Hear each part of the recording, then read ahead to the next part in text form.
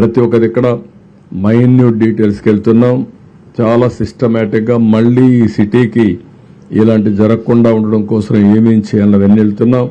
Flood water management సిస్టానికి కూడా సిటీలో ఒక ప్రాజెక్ట్ అప్పుడు చేశాం. అది కూడా ఎల్లంటి చేశారు. మధ్యలో ఆగిపోయింది. వీళ్ళు వస్తానే ఆపేసే పరిస్థితికి వచ్చారు. మళ్ళా దాన్ని కూడా పూర్తి చేపిస్తాం. ఇలాంటి ప్రతి ఒక్కటి కూడా అనలైజ్ చేసుకుని ఏమేం చేస్తే ఇవన్నీ సెట్ అవుతాయో అన్ని చేయడం కోసం ఒక సమీక్షల్లో కూడా క్లియర్ కట్ యాక్షన్ ప్రోగ్రామ్ పెట్టుకొని ముందుకు పోతున్నాం. వీళ్ళని తొందరలో అన్ని పూర్తి చేస్తాం. This is in brief.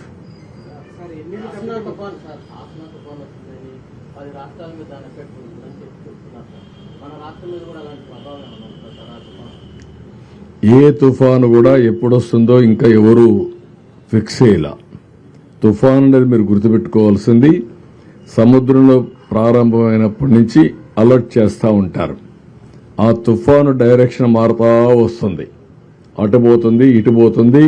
Final గా ఒక డైరెక్షన్కి వచ్చి ల్యాండ్ మీద క్రాస్ అవుతుంది.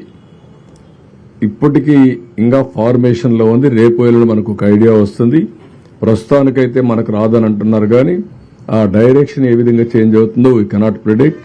అది వచ్చినప్పుడు ఎప్పటికప్పుడు మీకు అలర్ట్ ఇస్తాం. అన్నింటికంటే ఈరోజు కృష్ణా రివర్లో కూడా వాటర్ బాగా తగ్గింది. 6.67కు వచ్చేసింది. ఇంకా రేపు ఎల్లుండికి ఇది <5 కూడా వస్తుంది. ఇంకా తగ్గే అవకాశం ఉంది. నిన్న ఈ సమయానికి చూస్తే, ఇంకా ముందు చూస్తే 11.43 లక్షల క్యూసిక్స్ ఆఫ్ వాటర్ వచ్చేది. ఈరోజు దగ్గర 6.5 పడిపోయింది, సగానికి పడిపోయింది. రేపటికి ఇంకా తగ్గే అవకాశం వస్తుంది. అది వస్తాను ఏం చేయాలో మనం అనలైజ్ చేస్తాం. మీరు చెప్పిన సమస్యకి ఇప్పుడు చాలా రిలీఫ్ వచ్చింది. ఇంకంత ప్రమాదం వస్తుంది అనుకోవడం లేదు.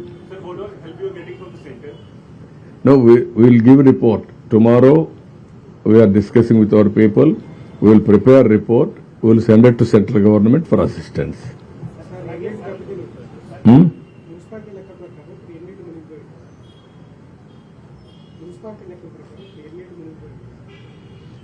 ఎన్ని ఇండ్లు మునిగిపోయినాయని కాదు, చాలా ఇండ్లు దెబ్బతిన్నాయి. సబ్మర్జెన్స్ వచ్చింది. మళ్ళా నీళ్లు వెళ్ళిపోయినప్పుడు వచ్చేస్తూ ఉంటుంది. ఇండ్లలో చాలా వరకు ఇబ్బంది కలిగింది. ఇంట్లో ఉండే వస్తువులన్నీ దెబ్బతిన్నాయి, వెహికల్స్ దెబ్బతిన్నాయి. అవన్నీ అనలైజ్ చేస్తున్నాం. ఎన్యూమరేషన్ లో అన్ని వస్తాయి మనకు.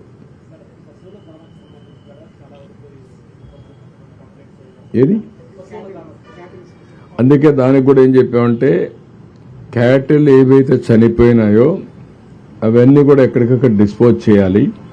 వెటనరీ డిపార్ట్మెంట్ లో కొన్ని ప్రొసీజర్స్ ఉన్నాయి. అవంతా కూడా ఈ సాల్ట్ అవన్నీ వేసి అక్కడనే బరీ చేయాలని దగ్గరలోనే. అది కూడా ఒకసారి పెట్టాం. రేపు ప్రొక్లైన్స్ పెట్టి అవన్నీ బరీ చేస్తారు. ఓకే. అదే మరి ఫాడర్ కూడా పశువులకి అది కూడా ఉంది. దాన్ని కూడా నేను ఈరోజు మా నోటీస్ రాలేదు, ఉన్నాయి కానీ అంత విజిబుల్ గా రాలేదు. Will focus on that. రేపు వెళ్ళడం అది కూడా ఫోకస్ చేస్తాం. అదే మరి వరదల్లో ఒక విద్యుత్ ఆపడానికి వచ్చినటువంటి వెళ్ళినటువంటి ఒక లైన్ మ్యాన్ పవర్ షాక్ వచ్చి చనిపోయాడు మొన్నే. అతనికి డిపార్ట్మెంట్ 20 లక్షలు ఇస్తుంది. గవర్నమెంట్ కూడా ఒక 10 లక్షలు ఇచ్చి 30 లక్షలుగా ఇచ్చి ఆయనకు న్యాయం చేస్తాం.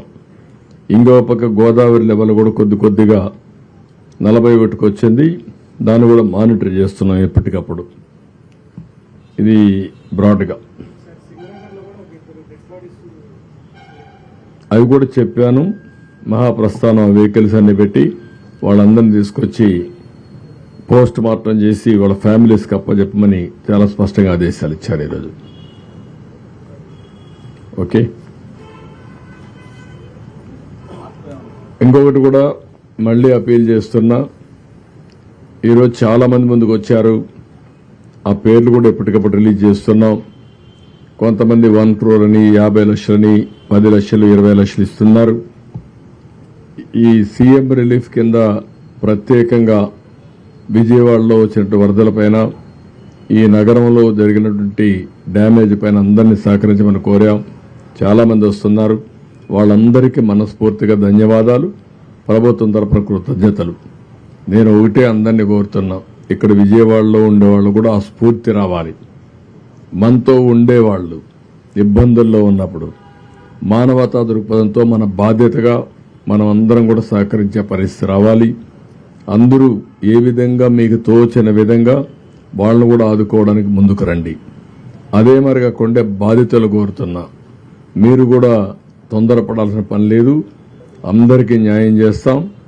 ఇప్పటికే మీరు చూశారు, 3వ రోజు చరిత్రలో ఇంత పెద్ద విపత్తు ఎప్పుడు రాలేదు. కానీ ఆ విపత్తును ఆదుకోవడం కూడా ఎంత సమర్థవంతంగా చేశామో మీరు చూశారు. ఈరోజు ఒక ముఖ్యమంత్రిగా మీరు చూస్తే ఒక 4:30-5 గంటలు ప్రొక్లైన్లో వెళ్ళానంటే నాకు వాస్తవ పరిస్థితులు ఎక్కడైతే జరుగుతున్నాయో అక్కడికి పోవాలంటే వేరే మార్గం లేదు. నేను హెలికాప్టర్లు వెళ్ళొచ్చు, కానీ హెలికాప్టర్లు వెళితే పైన చూసేదానికి అవకాశం ఉంటుంది. డెప్త్కి పోలేం. డెప్త్కి పోవాలంటే ప్రజలతో ఇంటరాక్ట్ అయితే తప్ప సాధ్యం కాదు. అందుకని రోడ్డు మీద వచ్చి నేను చూశాను.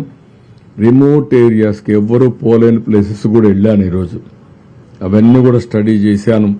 ఆ విషయాలన్నీ మా వాళ్ళతో షేర్ చేసుకున్నాను.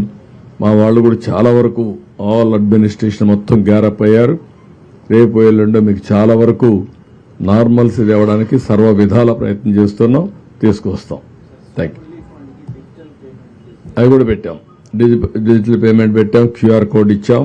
అవన్నీ కూడా వర్కౌట్ చేసి ఎప్పటికప్పుడు మీడియాకి ఇస్తున్నాం, పేపర్లో ఇస్తున్నాం, ఎలక్ట్రానిక్ మీడియాకి ఇస్తాం.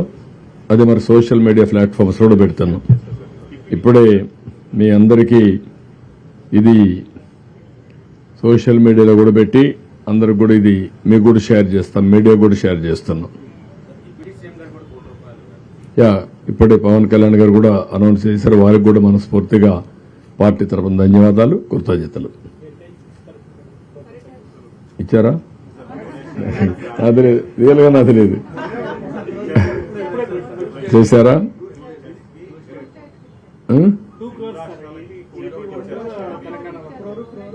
ఓకే, అక్కడ కూడా ఇచ్చారు. Okay, good. నాకైతే ఐడియా లేదు, వాళ్ళు చేశారు.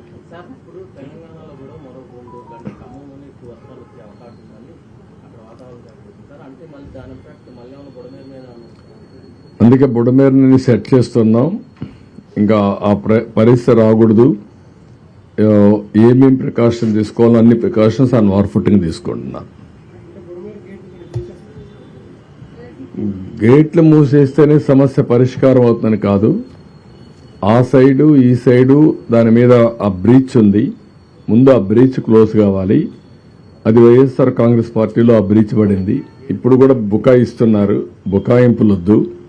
నేను వచ్చి 80 రోజులైంది. 80 రోజుల్లో మా వాళ్ళు దాన్ని డయాగ్నోస్ చేయలేకపోయారు. రెండోది, అన్ఎక్స్పెక్టెడ్గా హెవీ రెయిన్స్ వచ్చాయి. మీ మానవ ఫెయిల్యూర్. రెండో పక్కన ఇది ఇప్పుడు మాట్లాడుతున్నారు ఏదో మా మీద నెడుతుందని. ఎవరి మీద నెట్టక్కర్లా. మీరు చేసినటువంటి నిర్వాహకం ఈరోజు రాష్ట్రాన్ని వెంటాడుతూ ఉంది. ప్రజలకు అన్ని ఇబ్బందులు వచ్చాయి. ఇది ఒకటే కాదు, అడుగడుగున అడ్మినిస్ట్రేషన్ మొత్తం ఫెయిల్ అయింది. ఒక మాట చెప్పాలంటే ఒక వెంటిలేటర్ పైన పెట్టే పరిస్థితికి వచ్చారు ఈ రాష్ట్రాన్ని.